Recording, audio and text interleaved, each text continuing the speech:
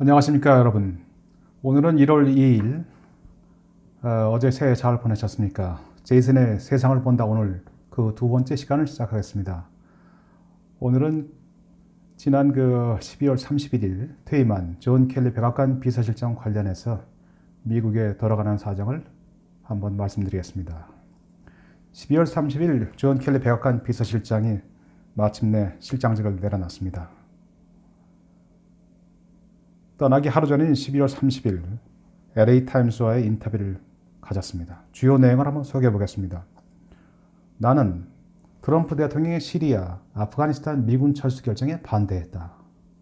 그리고 비서실장직이라는 것은 뼈가 으스러질 정도로 힘든 일이었다. 하지만 해냈다.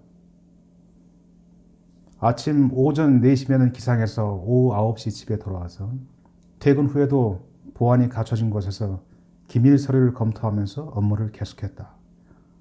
이렇게 자신의 비서실장 시절을 돌아보면서 소회를 털어놓았습니다. 뼈가 으스러질 정도로 힘든 일, 영어 표현 그대로 옮기면은 bone crossing hard job. 글쎄요, 우리가 자주 쓰는 말이죠. 분골쇄신이란 사자성어가 있습니다. 뼈가 가루가 되고 몸이 부서진다는 뜻을 갖고 있습니다. 좋은 의미입니다. 있는 힘을 다해서 노력하고 남을 위하여 수고를 아끼지 않는다는 그런 뜻입니다. 그런데 존 켈리 백악관 비서실장은 아마 그런 의미는 아니었던 모양입니다. 저는 그렇습니다. 떠나는 비서실장, 떠나는 국방장관, 매티스 국방장관, 존 켈리 비서실장이 아무 말 없이 떠났으면 차라리 어떨까.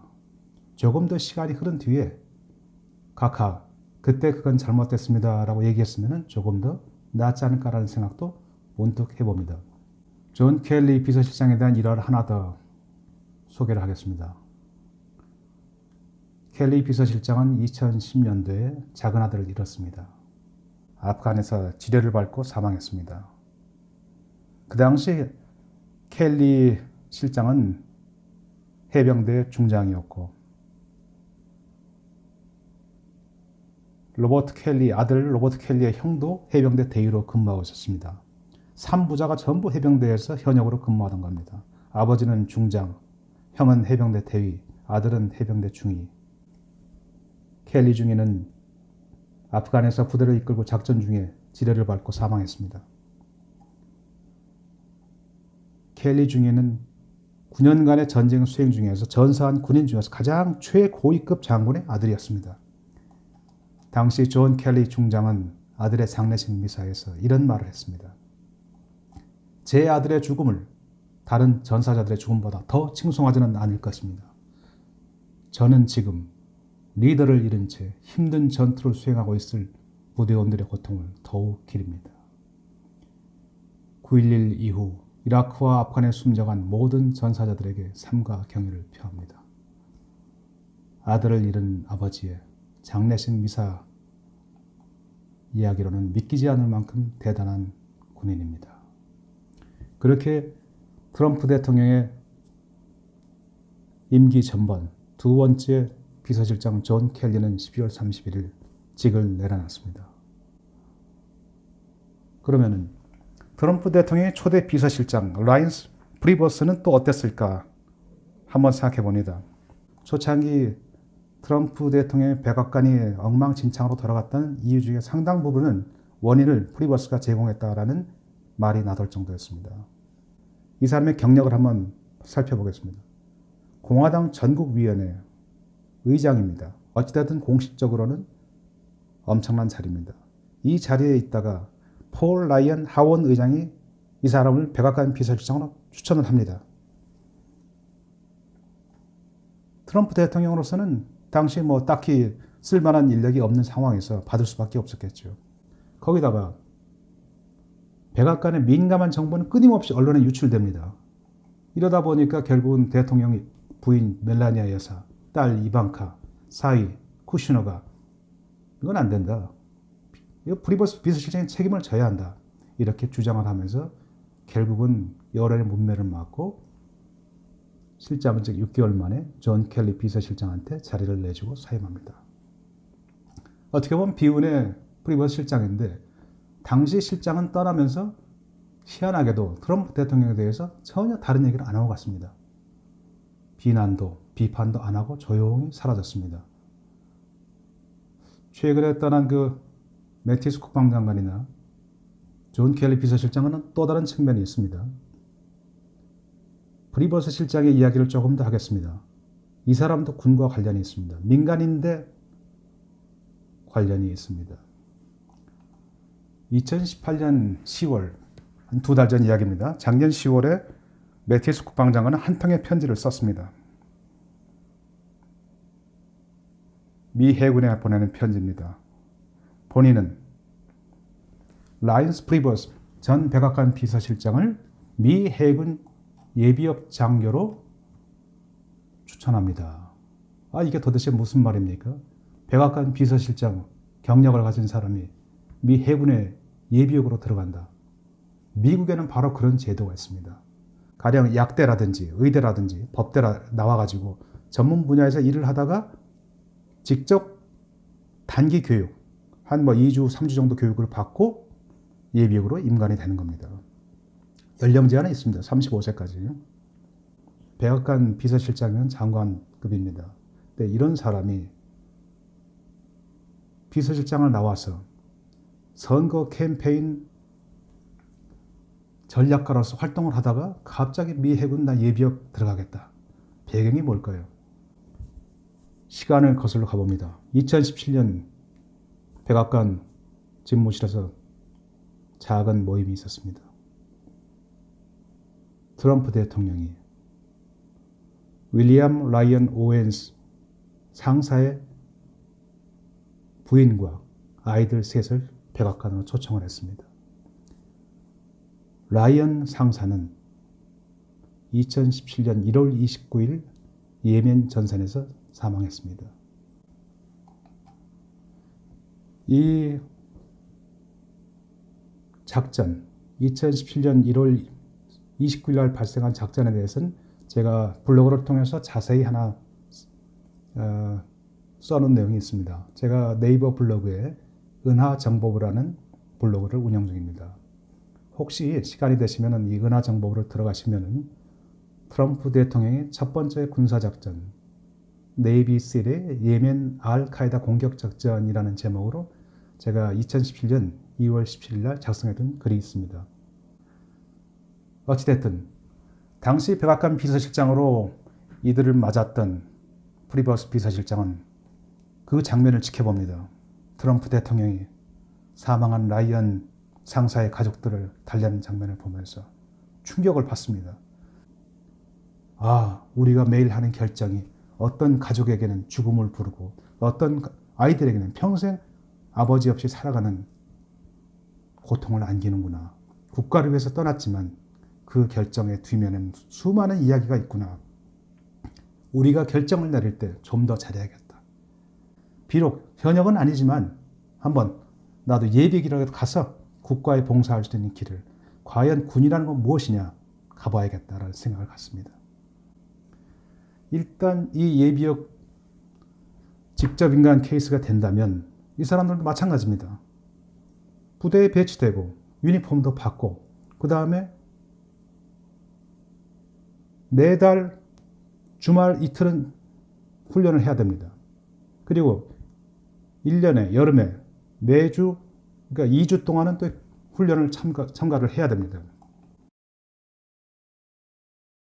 존 켈리 비서실장이 떠나면서 나는 트럼프 대통령의 시리아 철군 계획을 반대를 했다. 매티스 국방장관도 엄청나게 반대를 했습니다. 시리아에서 미군 2,000명 못 뺍니다. 이렇게 빼다가는 큰일 납니다. 그런데 전격적으로 트럼프 대통령이 밀어붙여갖고 미군 철수가 지금 진행이 되고 있습니다. 국방장관도 백악관 비서실장도 시리아 철군 계획 저지가 불가했는데 최근 들어 어제 오늘 사이에 새로운 상황이 바뀌었습니다.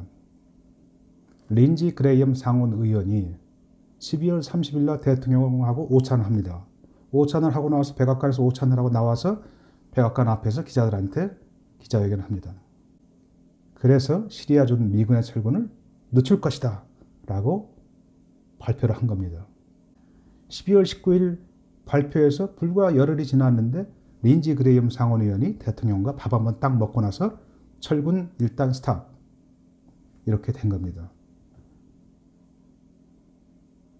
장군 출신 강요와 장군 출신 백악관 비서실장이 막지 못한 것을 트럼프의 마음을 돌린 것이 린지 그레이엄 상원의원입니다.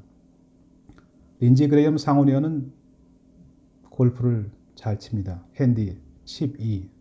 물론 트럼프 대통령은 핸디가 2개, 3개니까 비교가 안 되지만 둘이는 잘 칩니다. 그래서 오늘은 제 키는 빼고 민간인으로 우리가 분류되는 린지 그레이엄 의원, 상원의원과 톰 코튼 상원의원에 대해서 이 사람들의 특히 군에 대한 생각, 군대와의 인연을 중심으로 조금 더 설명을 해보겠습니다. 린지 그레이엄 상원의원은 사우스캐롤라이나 상원의원입니다. 1955년생. 이제 해가 바뀌었으니까 한국 나이로는 얼마가 되나요? 64세 정도 되겠죠. 입지전적인 인물입니다. 이 사람은 2016년 대선에서 트럼프 대통령과 맞서서 후보로 뛰기도 했습니다. 그리고 끝까지 트럼프 후보 지지를 선언을 안 했습니다. 그런데 지금은 트럼프 대통령과 골프를 치면서 아주 잘 어울립니다. 강성 인물입니다.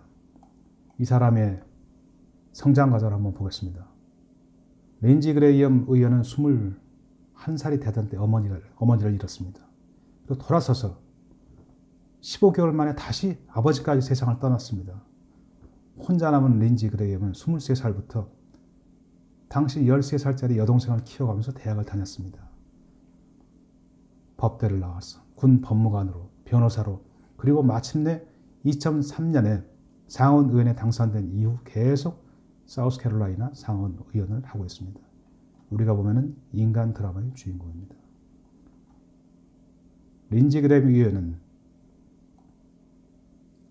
강한 국방력, 국제사회에서 미국의 강력한 리더십을 주장합니다. 그런 의미에서 군부를 전폭 지원합니다. 자신이 법무관으로 미 공군 장교라는 사실을 더할 나위 없는 영예로 알고 지냅니다. 군 법무관으로 장교 생활을 마치고 전역을 했는데 상원 의원으로 활동하면서도 상원 군사위 소속입니다. 상원 군사위, 상원 법사위. 그러면 군을 다 통제를 하겠죠. 상원 의원으로 활동하면서 의회가 문을 닫는 4월, 8월에는 어김없이 이라크로 아프가니스탄으로 달려갑니다. 다시 예비역이 돼서 미 공군 대령 계급을 달고 군 법무관실에서 활동을 합니다. 활동을 하면서 부대 내에서 전선, 이라크에서 아프가니스탄에서 상원 의원으로서 아무런 특별 대접을 요구하지 않습니다. 갑질이 없습니다. 중요한 사항입니다. 자신의 활동을 밖에 홍보하지도 않습니다. 그저 그레이엄 예비역 대령이 되어서 상급 지휘관의 지시를 충실히 이행합니다. 북한에 대한 견해입니다. 2017년 12월 14일입니다. 린지 그레이엄의 발언을 한번 소개하겠습니다. 트럼프 대통령이 북한에 대해 군사적 옵션을 사용할 가능성은 북한이 7차 핵실험에 나서면 현재 30%에서 70%로 높아지게 될 것이다. 물론 이때는 이제 미국과 북한 간의 긴장이 한참 고조되던 시기이긴 합니다. 그리고 북한에 대한 공격은 외과 수술식의 정밀 타격이 아니라 전면전의 성격을 띠게 될 것이다. 이렇게 북한에 대해서 경고를 한 바 있습니다. 그리고 비슷한 시기에 주한미군의 배우자 및 자녀 동반은 미친 짓이다. 주한미국 가족은 철수해라. 전쟁이 날지도 모르는데 왜 가족을 데리고 가느냐. 이렇게 주장을 하면서 한참 한반도 내 긴장을 어떻게 보면 그대로 해석을 했고 어떻게 언론에서 보면은 제고시키는 그런 대북 강경론자입니다. 톰 코튼 상원 의원에 대해서 한번 말씀드리겠습니다. 1977년 생입니다. 42살. 아직 한참 젊지요. 클린턴 대통령을 배출한 아칸소 중에서도 마을 인구가 5천 명밖에 안 되는 아주 작은 마을에서 태어났는데 워낙 성적이 뛰어나가지고 하버드 대학 들어가고 다시 또 하버드 로스쿨까지 졸업을 했습니다.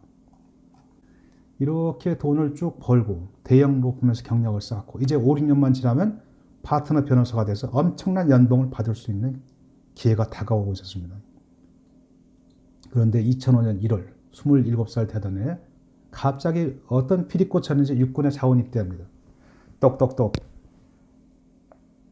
모집가는 하버드 로스쿨 졸업생의 대형 로펌 변호사 출신 반색을 합니다.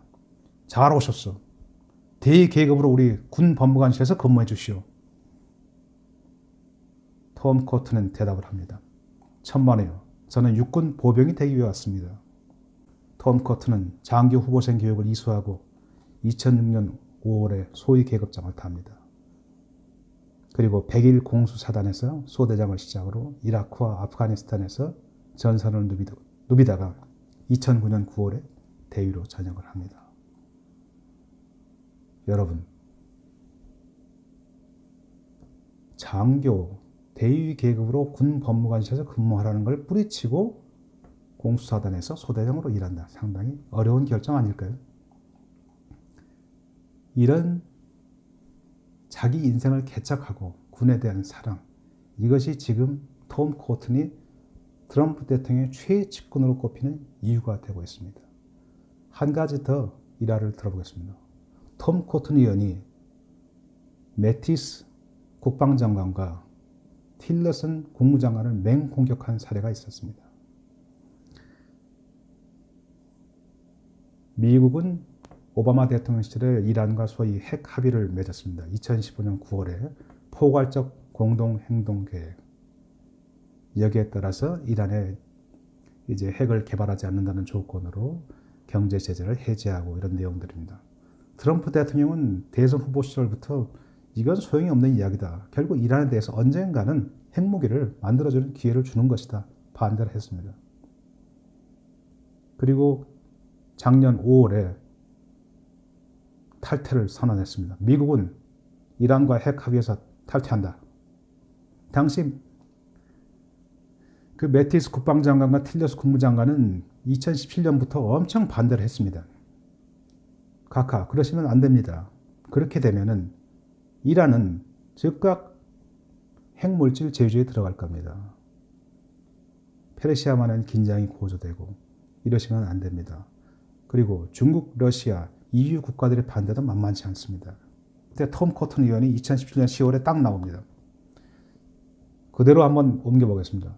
대통령이 올바른 정책을 결정하면 이를 그대로 이행하는 것이 내각과 백악관 관리의 임무다. 대통령에 맞서 각을 세우려면 사임하라. 공개적으로 매티스와 틸러슨 장관을 공격을 했습니다. 트럼프가 톰 코튼 의원의 손을 들어줬습니다. 탈퇴한다. 톰 코튼 의원은 최연소 상원의원입니다. 나이 77년생. 그런데 트럼프 대통령이 펼치는 정책과 93%의 싱크로율을 보입니다. 사전 조율을 한다는 얘기입니다. 트럼프 대통령의 최측근 가정교사고 미 외교안보 정책에서 가장 강력한 지분을 행사하는 인물 중 하나입니다. 맥마스터 국가안보보좌관, 존 켈리 비서실장도 백악관에 들어올 때 역시 톰 코튼 의원의 천거를 받았습니다. 정권이 출범하기 직전입니다. 2016년 말에 톰 코튼 의원이 트럼프 인수위팀에 부탁을 합니다. 존 켈리 예비역 장관 참 좋은 사람이요. 일자리를 하나 알아봐 주시오. 인수위팀에서 대통령한테 보고를 합니다. 알아보시오. 이렇게 해서 존 켈리 장군이 국토안보부 장관에 올랐습니다. 그리고 2017년 7월에는 프리버스 실장 떠난 자리를 백악관 비서실장을 맡았던 겁니다. 백악관에 비서실장이 있다면 백악관의 국가안보보좌관은 또 양대 축이라고 볼 수 있겠죠. NSC, 지금은 존 볼튼 끌고 있습니다만은 존 볼튼 이전에 맥마스터 국가안보보좌관이 NSC를 이끌고 있었습니다. 맥마스터 역시 톰 코튼 의원이 직접 천거한 케이스입니다. 왜냐? 두 사람 다 100일 공수사단 출신입니다. 톰 코튼 의원은 아까 말씀드렸듯이 100일 공수사단 소대장으로 이라크와 아프가니스탄에 근무를 했습니다. 당시에 그에게 맥마스터 장군은 100일 공수사단의 전설입니다. 2017년 1월 트럼프 정권이 처음 출범하고 불과 2, 3주 만에 풀린 국가안보보장안이 러시아 스캔들 관련해서 부통령한테 허위보고를 했다. 조기에 자리를 떠납니다. 그러자 이때 톰 커튼 의원이 트럼프 사위 쿠시너와 스티브 배넌 산임 전략가한테 맥마스터를 추천한 겁니다. 2017년 5월입니다. 정권이 출범하고 이제 4, 5개월 지났을 때 버지니아에 있는 한 레스토랑에서 톰 코튼 의원의 40살 생일 파티가 열렸습니다. 생일 파티의 멤버들이 대단합니다. 가족, 하버드 법대 동기들 모였는데 여기에 존 켈리 비서실장, 마이크 폼페오, CIA 부장, 지금은 국무장관으로 일하고 있습니다만은 맥마스터 국가보좌관, 핵심 인사들이 다 참석을 했습니다. 소위 젊은 톰 코튼 의원의 파워를 보여주는 겁니다. 지금 미국의 장군들이 떠났습니다. 트럼프 대통령은 failed generals, 한때 my generals라고 존경하는 나의 장군들이여 라고 했었던 트럼프 대통령이 이제 failed generals, 끈떨어진 실패한 장군들. 당신들은 아프간에서 이라크에서 뭘 한 것이요. 그 많은 세월 동안 미국 젊은이들의 피와 미국의 재산을 쏟아부으면서 뭘 한 것이요. 나는 나의 길을 가겠다. 그게 지난 12월에 시리아 철군 계획입니다. 아프간에서 병력을 감축하겠다는 계획입니다. 이제 미국의 국방장관, 제가 보기에는 아마 다시 장군 출신이 앉기는 어려울 것 같습니다. 린지 그레이엄 의원 또는 톰 코튼 의원, 그도 아니면은 다른 사람이 될 수도 있겠지만 적어도 장군 출신은 아닌 것 같습니다. 제가 쭉 설명을 드리면서 어쩌면 그렇게 미국은 초급 장교부터 별 4개를 달 때까지 전장터를 누비던 장군들이나 아니면 국회의원으로서 상원의원으로서 영예와 명예를 다 가진 사람들까지 군에 대해서 참 특이한 시각을, 존경을 가지고 있다는 것을 봤습니다. 여러분 감사합니다.